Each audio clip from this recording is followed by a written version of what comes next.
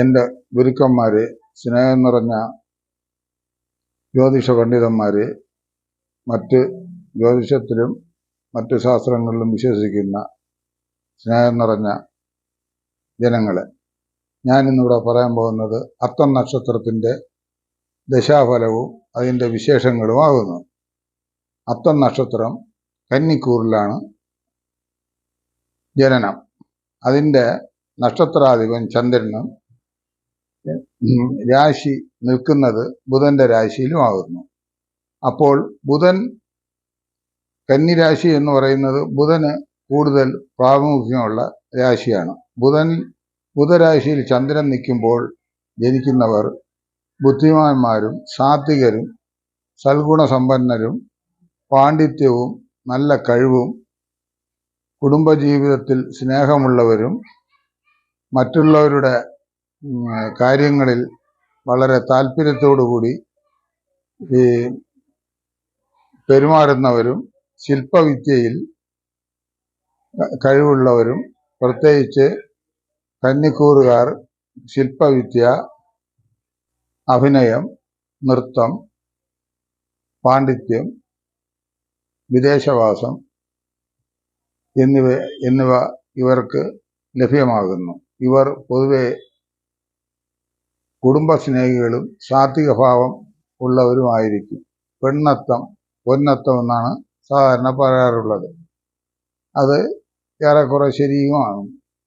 എന്നാൽ 4 പാദങ്ങളോടുകൂടിയാണ് അത്തത്തിൻ്റെ ജനനം. 1-ാം പാദം, 2-ാം പാദം, 3-ാം പാദം, 4-ാം പാദം. പാദദോഷമുള്ള നക്ഷത്രം എന്നാണ് ആചാര്യൻ്റെ കണക്കുകൂട്ടൽ. എന്നാൽ നല്ല തിഥിയിലും ആഴ്ചയിലും നല്ല ഗ്രഹസ്ഥിതിയിലും ജനിച്ചാൽ പാദദോഷത്തിന് ദോഷങ്ങൾ ഉണ്ടാകുകയില്ല. സാധാരണ ഒന്നാമത്തെ പാദം അച്ഛനെയും അവസാനത്തെ പാദം അമ്മയ്ക്കും ചെറിയ ചെറിയ ദോഷങ്ങളുണ്ടെന്ന് ആചാര്യൻ പറയുന്നു. എങ്കിലും സമയവും മറ്റ് കാലവിശേഷങ്ങളും തിഥികളും നന്നായിരുന്നാൽ കാലദോഷം ഇവർക്ക് അനുഭവമല്ല. പൊതുവെ ആദ്യത്തെ കുറച്ച് ദിവസം കുടുംബത്തിന് ചെറിയ ചെറിയ അരിഷ്ടതകൾ, സാമ്പത്തികപരമായോ മാനസികമായോ രോഗദുരിതങ്ങളോ ഒക്കെ ഉണ്ടാവാം എന്നുള്ളത് മാത്രമേ ഉള്ളൂ. ദൈവ നക്ഷത്രം കൂടെ ആയതുകൊണ്ട് ഇതിൽ ജനിക്കുന്ന സ്ത്രീകൾ, പ്രത്യേകിച്ച് ഭക്തരും, കുടുംബകാര്യങ്ങൾ നോക്കുന്നതിലും കുടുംബകാര്യങ്ങൾ നടത്തിക്കൊണ്ടു പോകുന്നതിലും പ്രത്യേക താല്പര്യരായിരിക്കും. അപ്പം പുരുഷന്മാരും വളരെ വിശേഷ സ്വഭാവം കാണിക്കുന്നവരും നിരൂപകരും എഴുത്തുകുത്തുകൾ നടത്തുന്നവരും വിദേശ സ്വദേശവാസം അനുഭവിക്കുന്നവരും ആയി ഭവിക്കും. നക്ഷത്രത്തിൻ്റെ വേദനക്ഷത്രം ചതയമാകുന്നു. അപ്പോൾ ഈ നക്ഷത്രം ഒരു ഊന്നാൾ കൂടെ ആയതുകൊണ്ട് എല്ലാ കാര്യങ്ങൾക്കും സ്വീകരിക്കാവുന്നതാണ്. ഗ്രഹം ആരംഭം, ഗ്രഹം പാല് കാച്ച്, പിന്നെ ചോറൂണ്, മറ്റ് യാത്ര കാര്യങ്ങൾക്ക് എല്ലാം ശുഭ കാര്യങ്ങൾക്ക് ഈ നക്ഷത്രം സ്വീകരിക്കുന്നത് ഉത്തമമത്രേ. ഇവർ ജനിക്കുന്നത് ചന്ദ്രദശയിലാണ്. ചന്ദ്രദശയിൽ ആദ്യത്തെ പാദത്തിൽ ജനിക്കുന്നവർക്ക് ഏതാണ്ട് 8 വർഷം വരെ കിട്ടും. 2-ാമത്തെ പാദത്തിൽ ജനിക്കുന്നവർക്ക് 7-6 കിട്ടും. 3-ാമത്തെ പാദത്തിൽ ജനിക്കുന്നവർക്ക് 4-5. അവസാനത്തെ പാദത്തിൽ ജനിക്കുന്നവർക്ക് 2-3 വർഷം ചന്ദ്രദശ കിട്ടും. എന്നാൽ പൊതുവെ ചന്ദ്രദശയിൽ ജനിക്കുന്ന ഇവർ ആദ്യത്തെ 5-6 വർഷം നമുക്ക് കണക്കെടുക്കാം. ആ കാലഘട്ടത്തിൽ 1.5-2 കാലങ്ങളിൽ ബാലപീഡകളും ബാലാരിഷ്ടതയും കുടുംബാരിഷ്ടതയും കാണും. ശേഷം സുഖവും സന്തോഷവും ഉണ്ടായിരിക്കും. അത് കഴിഞ്ഞാൽ ചൊവ്വാദശ 7 കൊല്ലം. ഈ ചൊവ്വാദശാകാലത്ത് ഇവർക്ക് പഠനവും കുടുംബത്തിന് അഭിവൃദ്ധിയും ഭൂമി ലാഭവും സഹോദരങ്ങൾ ഇല്ലാത്തവർക്ക് സഹോദരലബ്ധിയും സഹോദരങ്ങളെ കൊണ്ട് നേട്ടവും കുടുംബത്തിന് ഉണ്ടാകും. ചൊവ്വ നല്ല സ്ഥാനത്താണെങ്കിൽ വേഗം തന്നെ പ്രതീക്ഷിക്കാതെ ഭൂമിയോഗങ്ങളും ഗ്രഹയോഗങ്ങളും വന്നു ചേരും കുടുംബത്തിന്. ഈ ചൊവ്വയുടെ അനുഭവസിദ്ധിക്ക് വേണ്ടി മുരുകന് പഞ്ചാമൃതം വിഷ്ണുവിന് പാൽപായസം എന്നിവ നൽകിക്കൊള്ളേണ്ടതാകുന്നു. അത് കഴിഞ്ഞാൽ വരുന്ന ദശ രാഹുർ ദശ 18 കൊല്ലം, ഏതാണ്ട് 32 വയസ്സ് വരെ കണക്കാക്കാം. ഈ ദശയ്ക്കകത്ത് പുരുഷനാണെങ്കിൽ 22, 23 ഈ കാലങ്ങളിൽ തൊഴിൽ യോഗവും ശേഷം അല്പസ്ഥാനം മാറിയുള്ള തൊഴിലുകൾ പുരോഗമനങ്ങളും കാണപ്പെടും. സ്ത്രീകൾക്കാണെങ്കിൽ 22, 23 കാലങ്ങളിൽ വിവാഹത്തിന് യോഗം ഉണ്ട്. അല്ല എങ്കിൽ 25 26 മധ്യേ കാണും. പുരുഷനാണെങ്കിലും 25 മുതൽ 26 വിവാഹയോഗം കാണപ്പെടുന്നു. ഈ സർപ്പദശ ആയതുകൊണ്ട് ഇവർക്ക് അലർജി സംബന്ധമായ ചില അസുഖങ്ങളും തുമ്മൽ, ജലദോഷം എന്നിവയും കുടുംബത്തിന് സാത്വികമായ അനുഭവങ്ങളും പിതാവിനും മാതാവിനും സുഖവും സന്തോഷവും സൽകീർത്തികളെല്ലാം ഈ ദശാകാലത്ത് അനുഭവയോഗമാകുന്നു. ശേഷം 16 കൊല്ലം വേഴദശ. ആ വേഴദശ ഇഷ്ടസ്ഥാനത്താണെങ്കിൽ നല്ല അനുഭവങ്ങളെ കൊടുക്കും. അല്ല എങ്കിലും ദോഷം ചെയ്യുകയില്ല. വേഴദശാകാലത്ത് പുതിയ ഗ്രഹയോഗം, നല്ല സന്താനത്തിന്റെ പുഷ്ടി, സന്താനങ്ങൾക്ക് പഠനം, സൽകീർത്തി, ധർമ്മ കാര്യങ്ങളിൽ പങ്കെടുക്കുക, പിതാവിനും മാതാവിനും ഉന്നതി കൊടുക്കുക, ഇതെല്ലാം നമ്മളെ അധ്വാനത്തെ കൊണ്ട് കുടുംബത്തെ ഒരു നല്ല രീതിയിലേക്ക് കൊണ്ടുപോകാനുള്ള ശക്തി ഇവർക്കുണ്ടാകും.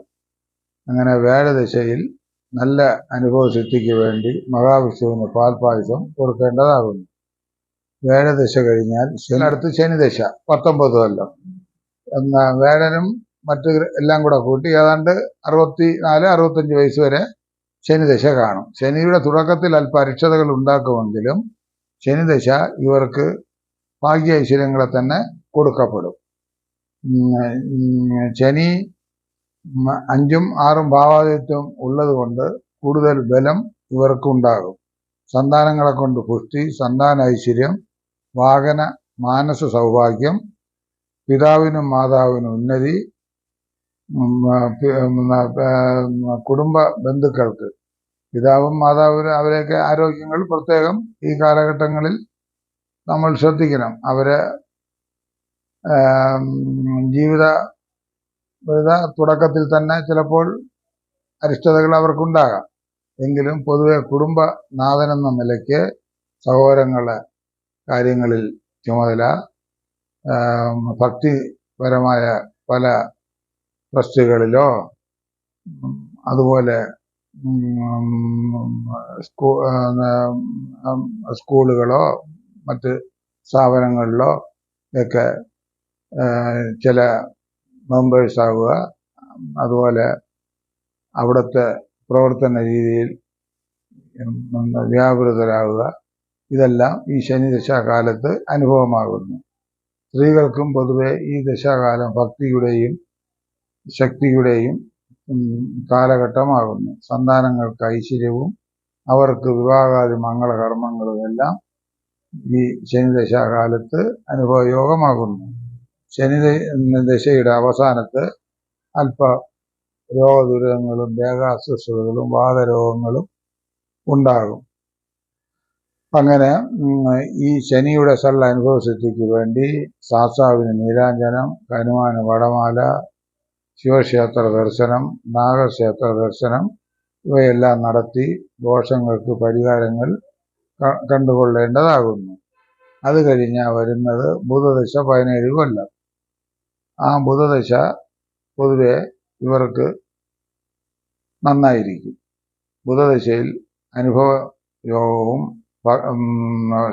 പുത്രപൗത്ര സൗഖ്യവും അവരിൽ നിന്നുള്ള നേട്ടങ്ങളും അവർക്ക് ഗ്രഹം വച്ചു കൊടുക്കുവാനോ അല്ലെങ്കിൽ മറ്റു കാര്യങ്ങൾക്ക് വേണ്ടിയുള്ള വ്യഗ്രതയും ഇവർക്ക് ഭക്തിപരമായ കാര്യങ്ങളിൽ ഇടപെടുകയും പല സാമൂഹിക മേഖലകളിൽ പ്രവർത്തിക്കാനുള്ള യോഗവും എല്ലാം ബുധദശാകാലത്ത് 10 നക്ഷത്രജാതകർക്ക് അനുഭവമാകുന്നു. ശേഷം ദൈവാധീനമുണ്ടെങ്കിൽ മറ്റ് ദശകൾ അനുഭവയോഗമാകുന്നു.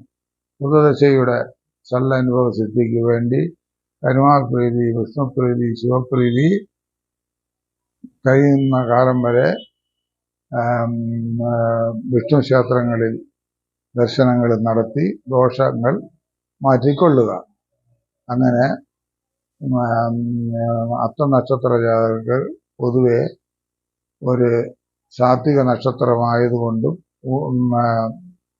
ഊന്നാൾ പോലെയുള്ള ഗുണങ്ങൾ നൽകുന്നത് കൊണ്ടും എല്ലാ ശുഭകാര്യങ്ങൾക്കും ഇവർക്ക് ഉത്തമമായ അനുഭവങ്ങൾ കൈക്കൊള്ളും. എപ്പോഴും പ്രയണ സ്വഭാവം അനുഭവം ഇവരിൽ കാണും. കാരണം ചന്ദ്രന്റെ ബലവും ബുധന്റെ ബലവും ഇവിടെ പരിഗണിക്കേണ്ടിയിരിക്കുന്നു. ബുധന്റെ രാശിയിൽ ചന്ദ്രൻ നിൽക്കുന്നു. നക്ഷത്രാധിപൻ ചന്ദ്രനും രാശിനാഥൻ ബുധനുമാകുന്നു. അങ്ങനെ പാണ്ഡിത്യങ്ങളും നല്ല മനസ്സിന്റെയും ഉടമകളായിരിക്കും ഇവർ. എന്നാൽ ചിലർ ചോദിക്കാറുണ്ട്, നമുക്ക് ജോലിയില്ല. ജോലി ഇല്ലെങ്കിലും അവർക്ക് അത്തനക്ഷത്രത്തിൽ പിറന്നവർക്ക് ബിസിനസ് പരമായോ തന്നെത്താൻ കഴിയുന്നത്ര കൈത്തൊഴിലുകൾ ചെയ്തോ ജീവിക്കുന്നതിൽ യാതൊരു ദോഷവും വരികയില്ല. അവർക്ക് ആരോഗ്യവും തൃപ്തികരമായിരിക്കും. പൊതുവെ ചന്ദ്രദശയിൽ മുത്തുകല്ലും, ചൊവ്വാദശയിൽ പവിഴവും, രാഹുവിൽ ഗോമേതകവും, ശനിദശയിൽ ഇന്ദ്രനീലവും, ബുധദശയിൽ മരതകവും ധരിച്ചുകൊള്ളുക. ഇത്രയും പറഞ്ഞുകൊണ്ട് എൻ്റെ വീഡിയോ തൽക്കാലം ഇന്നത്തേക്ക് നിർത്തുന്നു.